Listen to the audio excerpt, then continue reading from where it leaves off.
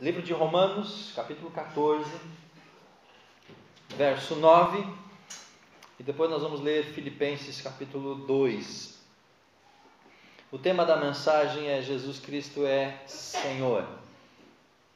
O senhorio dele precisa estar sobre as nossas vidas. O Evangelho de Cristo aponta para esse senhorio.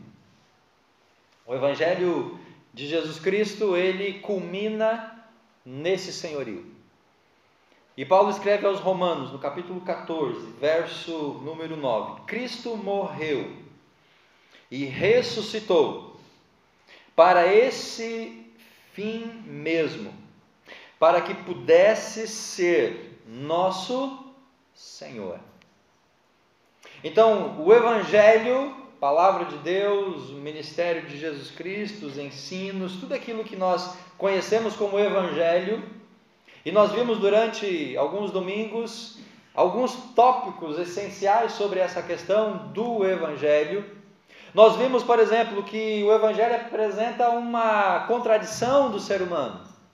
Nós temos a dignidade da imagem e a semelhança de Deus, o que nenhum outro ser tem, somente nós temos a imagem e semelhança. Mas esse dilema ele se dá porque ao mesmo tempo nós somos depravados, nós somos pecadores, nós somos imorais, nós somos indignos, nós estamos longe de Deus porque o pecado ele nos afastou do Senhor. Nós vimos que o Evangelho fala de uma liberdade, a verdadeira liberdade é aquela que nos liberta da culpa, é aquela que nos liberta do ego e do medo. Para quê? Para que a gente seja o que Deus planejou que a gente fosse, ou seja, nós mesmos.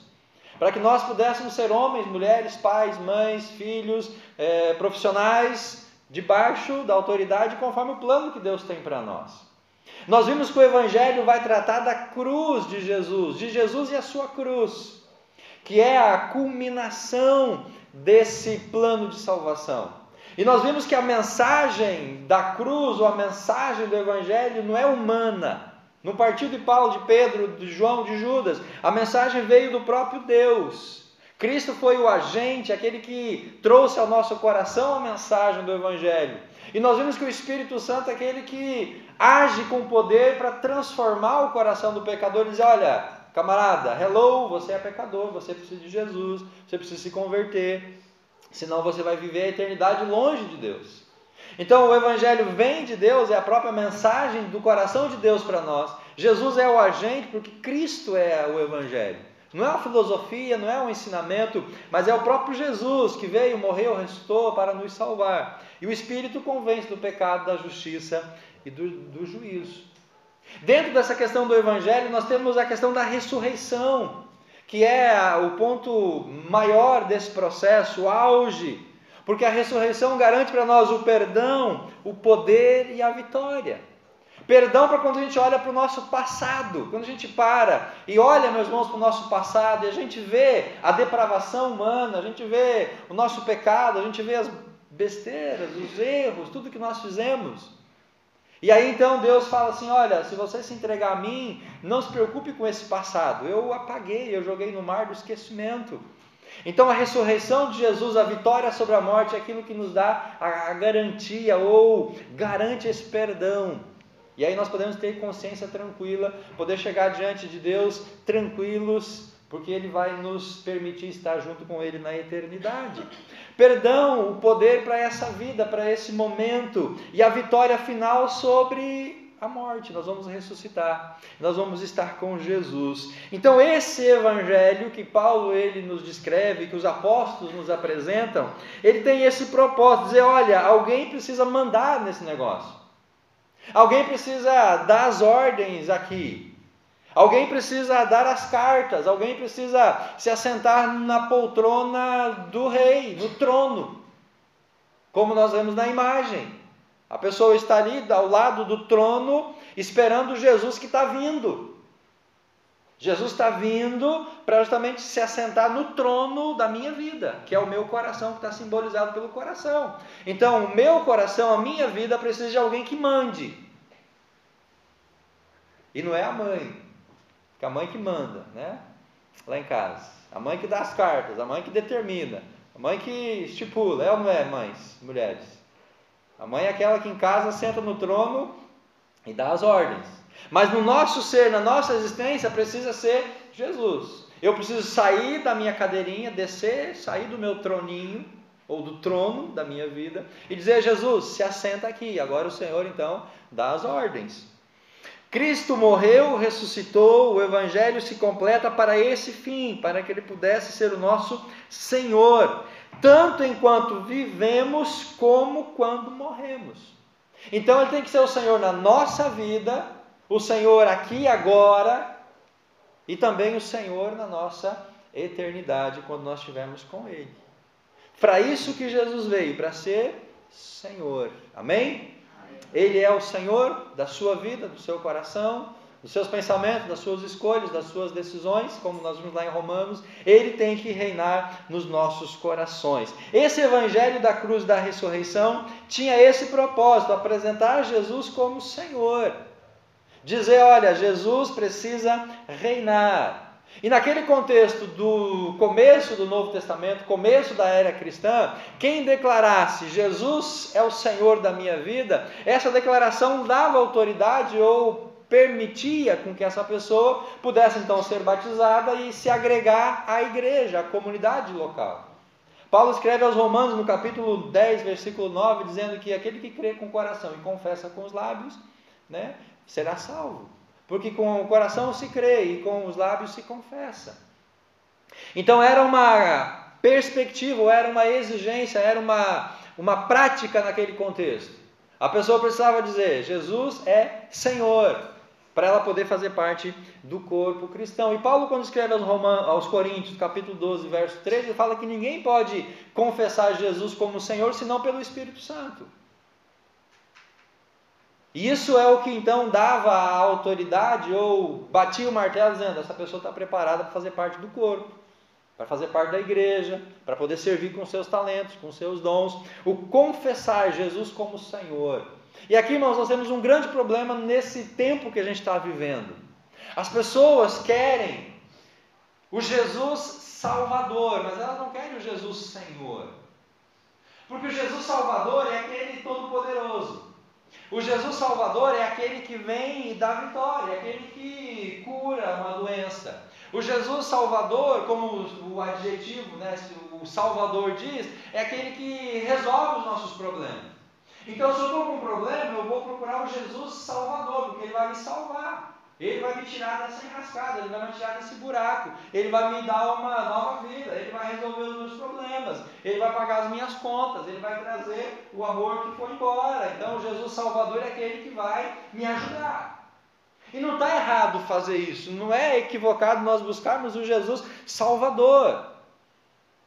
Mas nós não podemos rejeitar o Jesus Senhor. E aí que talvez o grande problema que a gente vive hoje no cristianismo e no Evangelho. Porque as pessoas não querem se submeter ao senhorio de Jesus. Porque aí já muda de figura, aí tem que sair do trono para que Jesus se assente no trono. E nem todo mundo está preparado ou pronto para fazer isso, para deixar o trono da sua vida, para que Jesus possa então sentar-se nele. A expressão Senhor Jesus era uma mínima confissão cristã. Bastava isso para a pessoa ser aceita no corpo de Cristo. Mas apesar de ser tão pequena, tão objetiva, essa confissão ela tem muitos significados. Ela traz muitas implicações sobre as nossas vidas. Basicamente duas questões.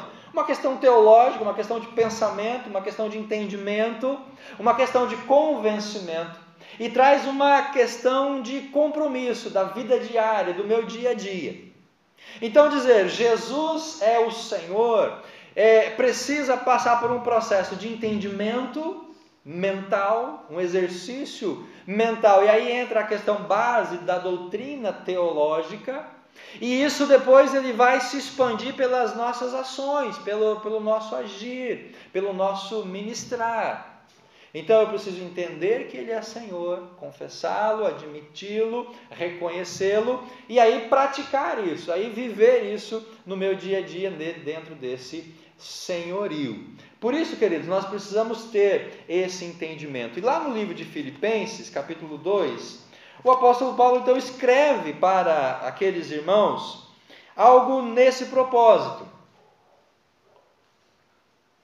Abra sua Bíblia, capítulo 2 de Filipenses, a partir do verso número 6. Veja o que o apóstolo Paulo escreve para aqueles irmãos. Ele diz assim: embora Deus não exigiu, nem tampouco se apegou aos seus direitos como Deus. Aqui Paulo está falando de Jesus Cristo. Então, embora ele sendo Deus, e Jesus era, sempre foi Deus, quando Jesus veio para esse mundo em forma humana, quando ele nasceu de Maria, ele se tornou homem. E aí Paulo está dizendo, olha, ele não exigiu e nem se apegou aos direitos da divindade. Então Jesus abriu mão desse direito de divindade, mas, versículo 7, pôs de lado seu imenso poder e glória, ocultando-se sobre a forma de escravo, tornando-se como homens.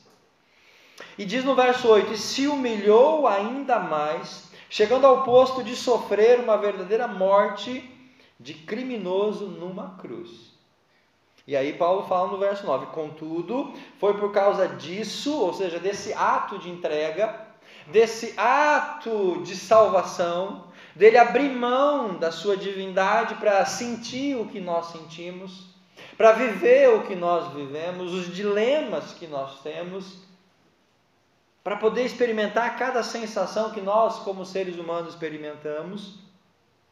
Contudo, por causa disso, que Deus o elevou até as alturas do céu, Ele deu um nome que está acima de qualquer outro nome, para que ao nome de Jesus todo joelho se dobre no céu, na terra e debaixo da terra, e toda língua confesse que Jesus Cristo é o Senhor, para a glória de Deus Pai. E aqui está então o senhorio de Cristo, para que todo joelho se dobre, para que toda língua confesse, no céu, na terra, debaixo da terra. Então não há nenhuma exclusão. Todo mundo vai ter que se submeter ao senhorio de Jesus. Todas as pessoas vão ter que se dobrar diante de Jesus. Irmãos, isso é sério. Eu vou ter que me submeter, me dobrar e confessar Jesus como Senhor. Você vai ter que se dobrar, se ajoelhar, confessar Jesus como Senhor. Sua mãe, seu pai, seu tio, seu parente, seu filho, todo mundo vai ter que fazer isso. E aí a questão é, quando que eu vou fazer isso? Eu tenho que escolher. Eu posso fazer isso agora, aqui, enquanto eu estou em vida, reconhecendo Jesus como Salvador, reconhecendo Jesus como Senhor, vivendo para Ele, amando a Ele, servindo Ele e declarando que Ele é o Senhor da minha vida todos os dias. Ou seja, eu posso fazer isso de maneira livre, espontânea, abençoadora, retributiva e tudo mais que Jesus pode nos oferecer. Então eu posso ainda em vida entender que eu sou um miserável, que eu sou um pecador, que eu preciso de salvação, que sem Jesus eu estou perdido e eu vou para o inferno se eu não me entregar a Ele. E aí eu me entrego, aí eu confesso, aí eu digo que Ele é o Senhor da minha vida. Ou, aí temos uma segunda opção, no dia do julgamento, quando nós tivermos que aí sim estar obrigatoriamente diante do Senhor. Lá então nós vamos ter que dizer, olha, Jesus é o Senhor, vamos ter que confessar, toda língua vai confessar, todo joelho vai se dobrar. Então ninguém vai ficar alheio a isso, ninguém vai escapar disso. Mas aí entra essa questão, eu vou fazer isso por bem ou por mal? Vou usar essa expressão.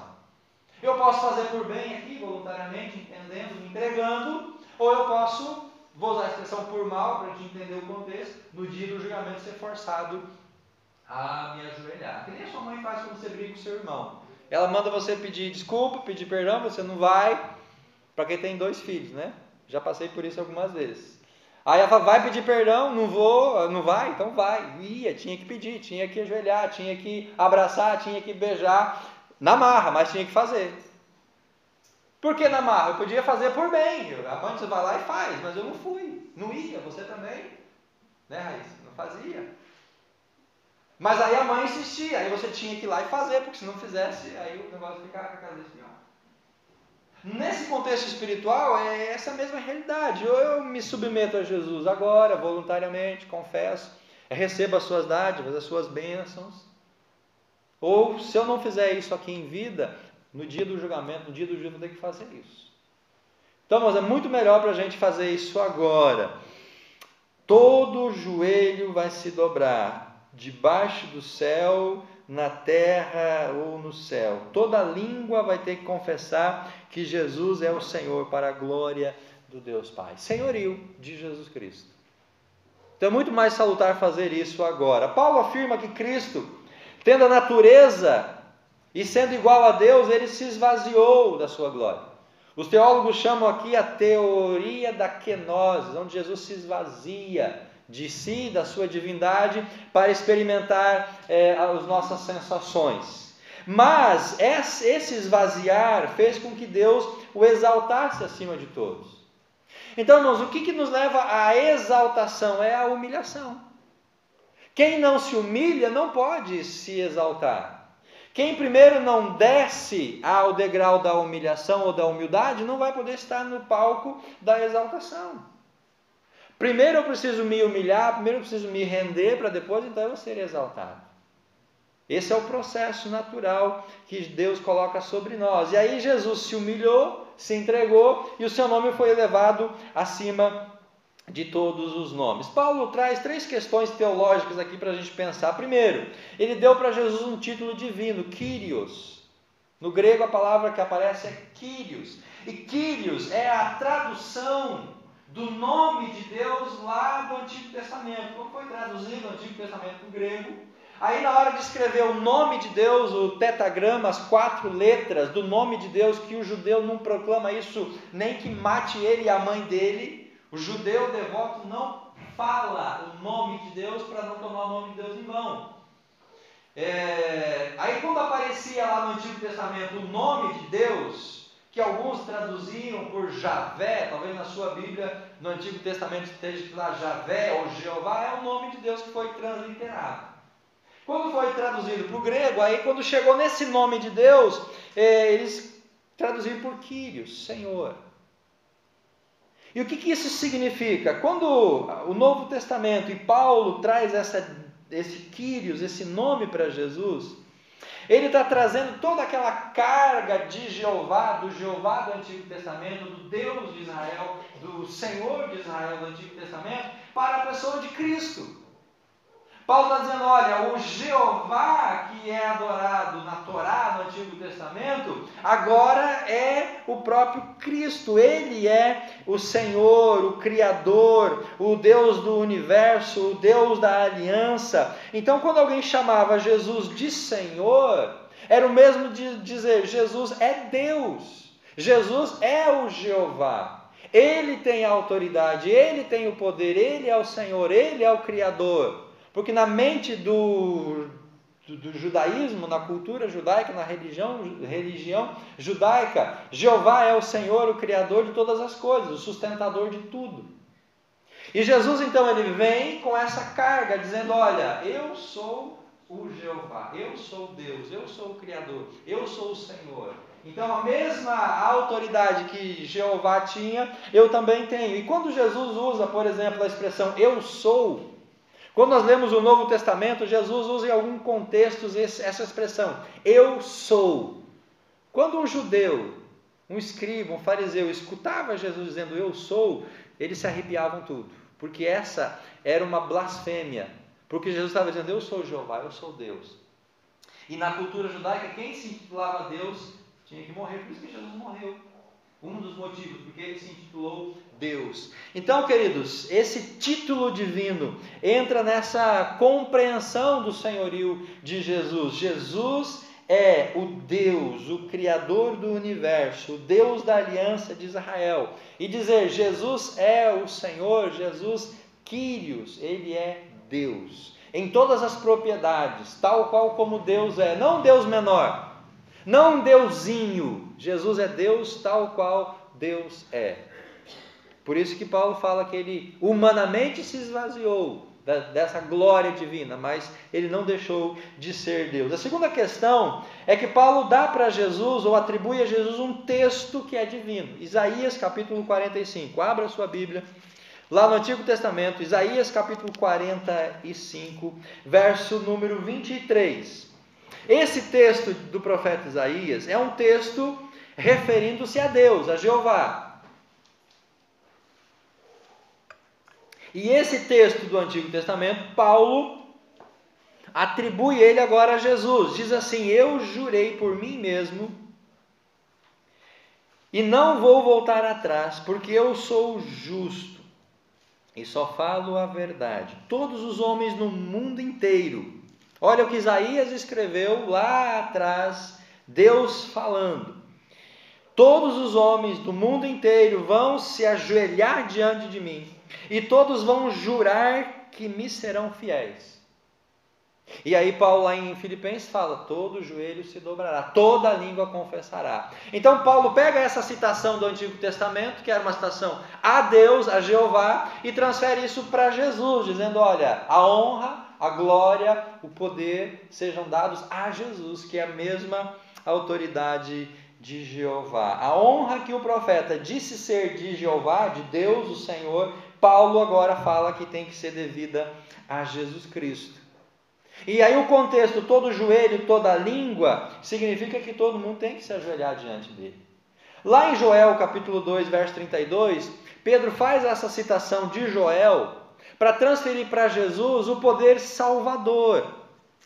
Joel capítulo 2, verso 32. Abra a sua Bíblia em Joel. Talvez vai ter uma dificuldade de encontrar, porque Joel é um livro pequeno, são apenas 3 capítulos. Capítulo 3, capítulo 2 de Joel, verso 32. Depois de Oséias: toda pessoa que pedir socorro a Deus será salva. Até mesmo em Jerusalém alguns escaparão, tal como o Senhor prometeu, porque ele escolheu alguns para sobreviver. Então olha só, toda pessoa que pedir socorro a Deus será salva. Quando Pedro prega o primeiro sermão, lá os seus sermões no livro de Atos, Pedro faz essa citação de Joel. E aí ele transfere esse poder salvador para Jesus, dizendo: olha galera, esse texto, esse poder ou essa autoridade que estava sobre Jeová, sobre Deus, de salvar, agora está sobre Jesus Cristo.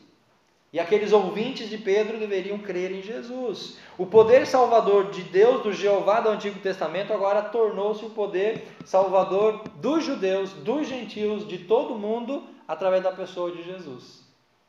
Então a salvação agora estava em Jesus. Ele era o Senhor e o Salvador. E a terceira questão teológica, Paulo fala sobre uma adoração divina.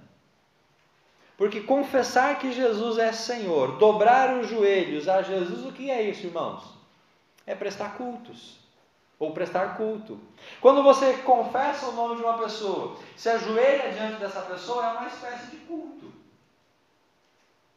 Por isso que os apóstolos, lá no começo, eles não se prostravam diante das autoridades. Teve um episódio no livro de Atos, quando as pessoas foram prestar adoração a Paulo e Silas. Não se ajoelhe diante de nós, nós somos homens como vocês, porque havia essa ideia. Reconhecer a autoridade e se ajoelhar, se prostrar, é uma forma de cultuar. E quando nós fazemos isso diante de Jesus, nós estamos cultuando a Jesus como Deus, como Senhor. A oração dirigida a Jesus, porque Ele é a fonte de graça. A Ele são todas as nossas orações devidas, entregues ao Senhor. Então essa é a questão da teologia que precisa estar em nós para nos submetermos ao senhorio. Jesus é Senhor, é o Deus Criador, Salvador, Sustentador. Ele tem esse poder de salvação. Isaías, Joel nos levam para isso. E quando nós confessamos, quando nós adoramos o nome de Jesus, nós estamos dizendo que Ele é a fonte, a Ele devem ser as nossas orações. E por isso, queridos, que nós sempre, no final da nossa oração, nós falamos em nome de Jesus, amém. Nós não falamos, mas livrai-nos do mal, amém. Porque agora a nossa oração, ela é através de Jesus para chegar até Deus. Então por que, pastor, que a gente sempre no final da oração fala em nome de Jesus, amém? Não é uma fórmula mágica, não é um mantra do evangélico, é porque nós dependemos de Jesus, nós elevamos nossas orações a Jesus, para que Ele então possa interceder junto ao Pai. O fato de ser certo ou não identificar Jesus como Deus não estava em discussão pelos discípulos aqui no começo da história da igreja. Eles nem discutiram essa questão, se Jesus devia ser chamado de Deus ou não. Eles já tinham essa convicção. Pouco tempo depois da morte de Jesus, no sermão de Pedro, nos sermões de Paulo, então poucos anos, 1 ano depois, 2 anos depois, os discípulos já tinham essa convicção: Jesus morreu, Jesus ressuscitou, Ele é Senhor, Ele é Salvador, e nós temos que levar essa mensagem. E a sua divindade já fazia parte da fé da igreja, já era algo compreensível, e nós precisamos manter essa compreensão. Jesus, Ele é o nosso Deus. Confessar que Jesus é Senhor é declarar que Ele é tanto Salvador como Deus. Não se pode separar o Jesus Salvador do Jesus Senhor. Lembra que no começo eu disse que o problema hoje não é as pessoas irem em busca do Jesus Salvador, mas é elas não se submeterem ao Jesus Senhor? Porque não tem como separar uma coisa da outra. Eu não posso dividir. Eu só quero a parte do Jesus Salvador, só quero a bênção, o milagre, a prosperidade, o sucesso. A parte do Jesus Senhor, não quero me submeter, santidade, santificação, entrega, rejeição. Não, isso eu não quero. Eu quero continuar do jeito que eu estou, como eu sou, síndrome da Gabriela, nasci assim, vivi assim, vou morrer assim, mas eu quero os benefícios de Jesus. Quem não quer? Eu quero a bênção sobre a minha vida. Quem não quer? Eu quero a salvação, eu quero os milagres. Mas ao buscar o Jesus Salvador, é preciso submeter-se ao Jesus Senhor. Eu não posso separar uma coisa da outra. Eu não posso fazer essa opção. Infelizmente, hoje em dia, as pessoas estão fazendo isso. Elas estão buscando o Jesus Salvador, a fonte de bênção, a fonte do milagre, mas não querem se submeter ao Jesus Senhor. É querer o Deus do milagre, mas não querer, é querer o milagre de Deus, mas não o Deus do milagre. As pessoas querem os milagres de Deus, mas elas não querem se submeter ao Deus de milagre. E aí quando ela está na pindaíba, quando o negócio aperta, quando as coisas estão no fim do poço, corre para Deus. Aí é campanha de 7 semanas, de 40 dias, de 1 ano, campanha para tudo que é lado. Aí ela vai para a campanha, aí ela faz o voto, ela faz o propósito, ela leva a água, leva a rosa, e vai para a igreja às 6 da manhã, o mês inteiro, e jejua, e clama. Aí Deus responde, porque Deus responde, Deus é justo, amém? Ele responde a nossa oração, a nossa busca. Aí nós recebemos o milagre, e aí, bom, agora já recebi o milagre, então já cumpri o que eu queria, eu já alcancei o meu alvo. E aí Deus fica assim, poxa, podia agora se submeter ao meu senhorio, né? Podia ser um pouquinho mais devoto a mim. Então, irmãos, o problema hoje é justamente esse. As pessoas querem os milagres de Deus, mas não querem os deuses do milagre. Porque é fazer isso aqui, é sair do trono, é deixar Jesus reinar, é deixar Ele dar as ordens, é deixar Ele mandar. A segunda questão agora diz respeito a uma questão prática, que é o compromisso radical. Então nós temos uma questão de entendimento, uma questão de compreensão, que Ele é Senhor, que Ele é Salvador, que Ele é Deus, que Ele é o nosso Pai, que Ele é tudo. Mas nós agora precisamos tornar isso vivível, se é que tem essa expressão. Precisamos tornar isso evidente nas nossas vidas, no nosso dia a dia. Os apóstolos tinham a compreensão de que Jesus os havia comprado à custa do seu próprio sangue. E Jesus comprou, o Evangelho mostra isso. Ele nasceu, morreu, ressuscitou para nos salvar. E por isso, eles pertenciam e estavam inteiramente ao serviço de Deus. E aí entra o texto de Romanos que nós lemos lá no começo. Os nossos talentos, os nossos dons, a nossa participação no corpo. É nessa esfera desse compromisso radical que nós vamos demonstrar esse senhorio. E para esboçar isso, irmãos, tem 5 questões aqui para a gente pensar. Primeiro, o senhorio de Jesus ele está em todo o nosso ser. E a primeira questão é uma questão que envolve o nosso intelecto, a nossa mente. Lá em 2 Coríntios 10, 5, o apóstolo Paulo escreve assim: estas armas podem derrubar todo argumento arrogante contra Deus. Paulo está falando aqui de uma questão teológica. Nós vamos encontrar situações para discutir pensamentos, ideias. Por que você crê em Jesus? Ah, porque eu creio. Por que você ora? Ah, porque eu oro. Às vezes a gente dá a resposta, né, que nem a gente fala para as crianças. Porque não é resposta, as crianças falam. Então a gente precisa entender, irmãos, para poder responder. E aí Paulo fala que as armas espirituais, esse é o contexto aqui, podem derrubar todo argumento arrogante contra Deus e toda muralha que possa ser erguida para impedir os homens de encontrar a Deus. Nós temos que conhecer essas armas espirituais, nós temos que conhecer esses argumentos espirituais para poder fazer que Jesus seja reconhecido pelas pessoas. A mente é a área central da nossa personalidade, nossos pensamentos e nossas opiniões. Isso tudo deve estar submisso a Cristo. Submeter todo o pensamento a Cristo. Submeter a Ele a nossa mente, as nossas opiniões, tudo aquilo que diz respeito às nossas vontades. Precisamos trazer o jugo de Cristo, não mais o jugo da lei. Lá em Mateus capítulo 11, verso 28 a 30, quando Jesus fala: vinde a mim, estão cansados, sobrecarregados, e eu vos aliviarei. Jesus está falando dentro de um contexto, de um jugo da lei judaica que pesava sobre o povo. Jesus fala de um contexto onde a carga dos ensinos judaicos era um peso, era um fardo. Era algo difícil para as pessoas entenderem, para as pessoas viverem, para elas praticarem. Aquilo trazia um peso sobre as pessoas. E aí Jesus fala: venham a mim, que eu vou tirar esse jugo, esse peso. Aprendam de mim, meu jugo é suave, meu fardo é leve. Vocês vão ser mansos, humildes de coração. Ele está falando assim: olha, é preciso que a mente de vocês seja liberta de todo esse peso, dessa carga da lei, e agora você possa descansar, obedecendo os meus mandamentos sem nenhuma reserva. Então nós precisamos, queridos, entregar os nossos pensamentos, nossas opiniões à autoridade de Jesus. Porque às vezes nossos pensamentos são errados. Às vezes as nossas opiniões são erradas. Às vezes nós estamos equivocados, mas nós não queremos submeter. Não queremos deixar os nossos pensamentos, as nossas opiniões, para que Cristo reine sobre nós. A segunda área, a área moral. João capítulo 14, verso 21. João escreve assim: aquele que me obedece, esse é que me ama.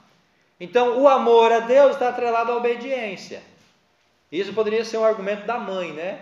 Se você é meu filho, se você me ama, você tem que me obedecer.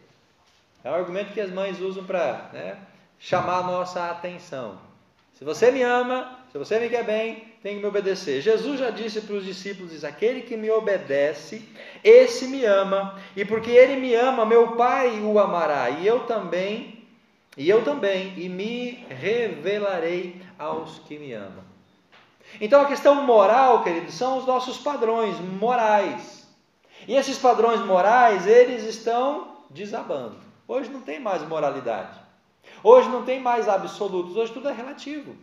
A sexualidade é relativa, você pode ser homem, pode ser mulher, pode ser o que quiser, pode ser os dois, pode não ser nada. Então a moralidade hoje não existe um padrão. Tudo é relativo, tudo cabe, tudo pode. Não há mais absolutos, tudo é relativo, devemos cumprir a lei, devemos obedecer, devemos praticar o Evangelho para a nossa santificação, para o nosso crescimento. Romanos capítulo 12, culto racional. Ofereçam o vosso corpo, para que entendeis a boa vontade de Deus. Então essa questão da moralidade, ela hoje é talvez o grande espinho na carne da igreja, o nosso grande desafio. Trazer uma moralidade sadia para uma sociedade perniciosa, ou perniciosa, pecadora. Você levar princípios éticos e morais, de santidade, de obediência, de honestidade, de caráter, para uma sociedade que está completamente depravada em relação a isso. E aí Jesus nos chama à obediência. Quando nós obedecemos a sua palavra, o seu evangelho, nós vamos estar passando por esse processo de transformação moral. Precisamos obedecer a Jesus. Terceira questão é a questão de vocação. Marcos capítulo 10, verso 45. O texto da palavra diz assim: porque até eu, o Messias, não estou aqui para ser servido, mas para socorrer aos outros e para dar a minha vida a fim de salvar os outros. A área vocacional, o que é isso, queridos? É os meus talentos, são os meus dons. Romanos capítulo 12. Deus colocou na igreja cada pessoa no seu devido lugar, no seu cantinho, cada um tem a sua função. Então, a nossa vocação, o nosso trabalho, o nosso ministério, o nosso serviço, isso vai levar toda a nossa vida.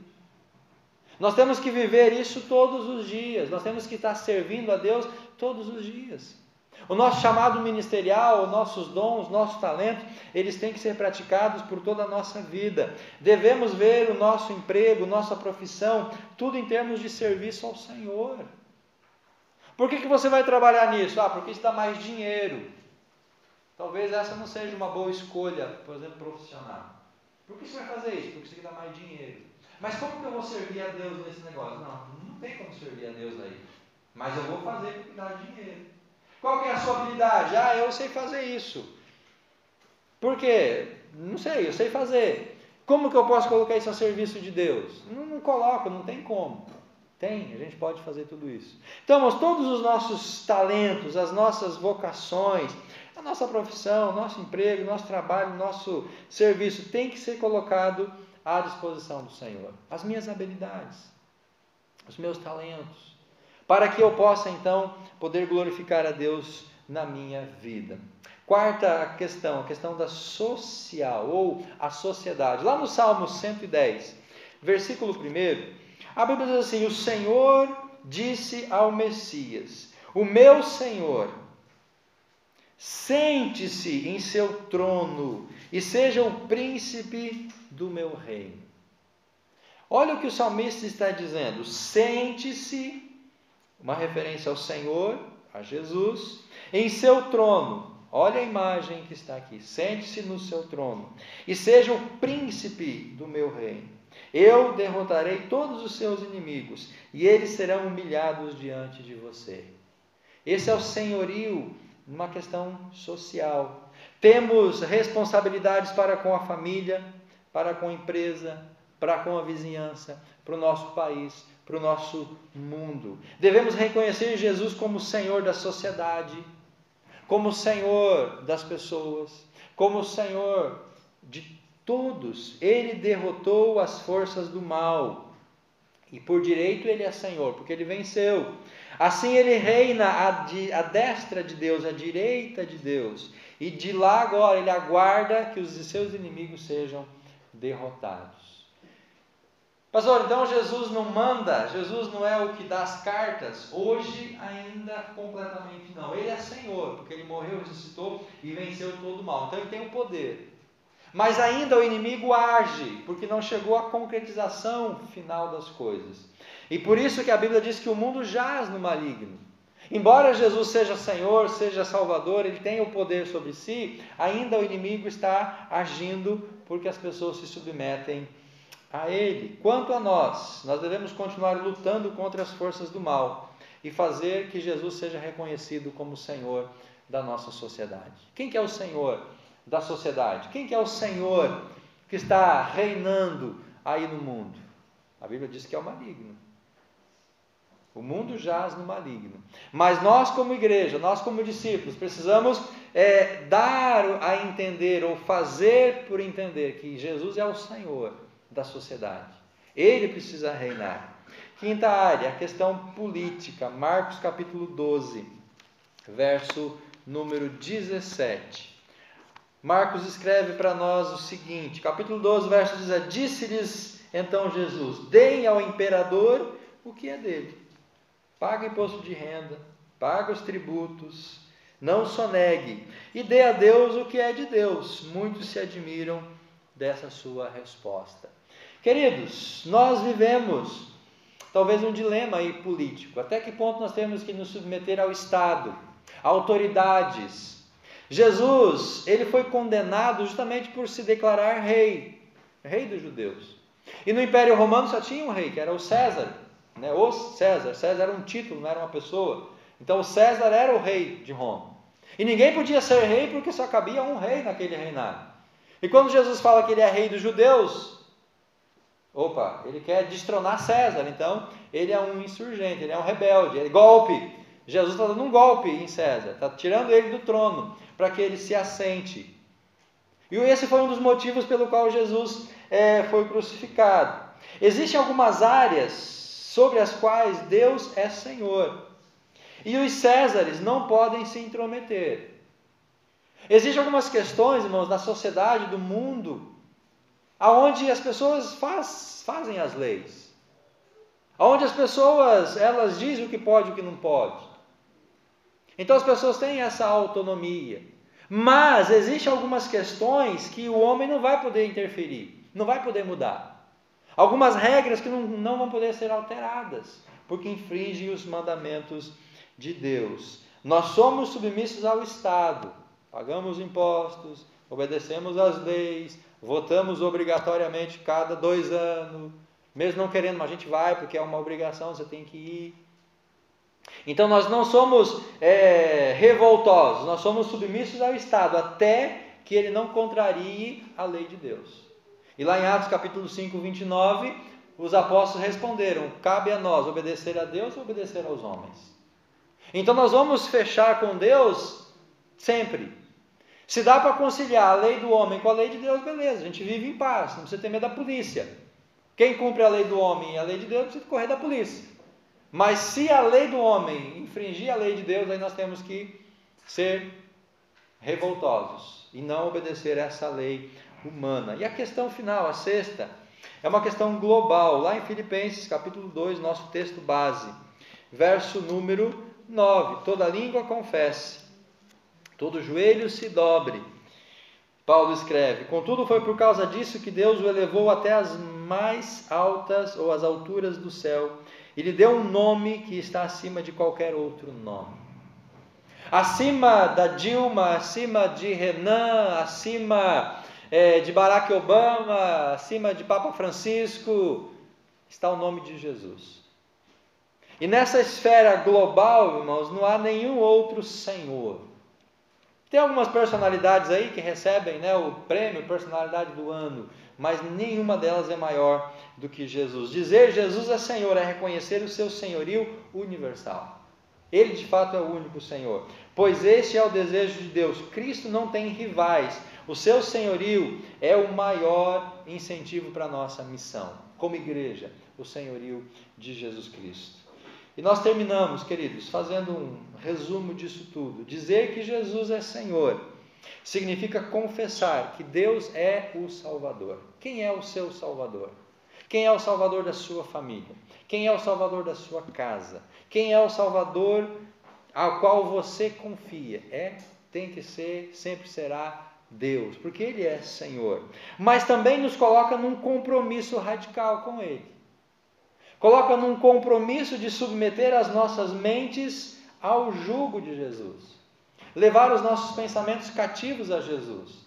Nos leva a um compromisso de aceitar os padrões e obedecer às suas ordens, questões morais, é o padrão moral de Deus. Se isso é pecado, eu não vou fazer. Se isso é errado, eu vou evitar. Gastar as nossas vidas no serviço libertador. Gastar as nossas vidas para que possamos bendizer, servir e abençoar o reino de Deus. Oferecer a Deus o que nós temos. Procurar impregnar a sociedade com os valores de Cristo. Irmãos, é um trabalho de formiguinha, nós temos que fazer isso. Que nem aquela historinha a floresta que estava pegando fogo, aí o passarinho ia lá no lago, enchia o biquinho de água e jogava no fogo. Aí chegou um outro animal e falou: passarinho, você não vai conseguir apagar o incêndio, mas eu estou fazendo a minha parte. É isso que nós temos que fazer. Ah, pastor, mas eu não vou mudar a sociedade, eu não vou mudar o meu contexto, eu não vou mudar os meus colegas de trabalho, eu não vou conseguir mudar o mundo. Mas façamos a nossa parte, impregnar a sociedade com os valores de Cristo, vivendo esses valores, e zelar pela honra e pela glória do nome de Jesus. O Estado Islâmico mata quem blasfema contra Allah. Eles levam a sério essa questão de lutar pela dignidade do nome de Jesus. E nós não podemos, irmãos, envergonhar o nome de Jesus. Nós temos que também lutar por isso, pela santidade, pela dignidade do nome de Jesus. Que Deus nos abençoe nesse propósito.